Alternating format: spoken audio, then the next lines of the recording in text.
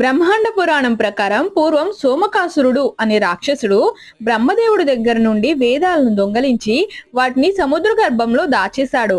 అప్పుడు శ్రీ మహావిష్ణువు మత్స్యావతారం ఎత్తి సోమకాసుడిని సంహరించి వేదాలను రక్షించాడు. వేదాలు పురుష రూపం ధరించి తమని తరింపచేయమని ప్రార్థించగా వారి ప్రార్థన విన్న శ్రీ మహావిష్ణువు రాబోయే కాలంలో తాను నరసింహావతారంలో హిరణ్యకశిపుణ్ణి సంహరించిన అనంతరం ఆ కోరిక తీరుతుందని స్వామి చెప్తాడు. స్వామి సత్యలోకానికి వెళ్ళాడు.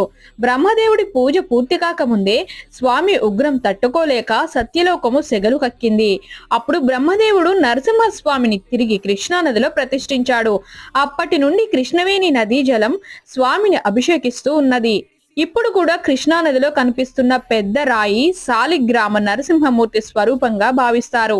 ఈ విధంగా హిరణ్యకశిపుణ్ణి సంహరించిన అనంతరం స్వామి ఇక్కడే 5 అంశలతో ఆవిర్భవించాడు.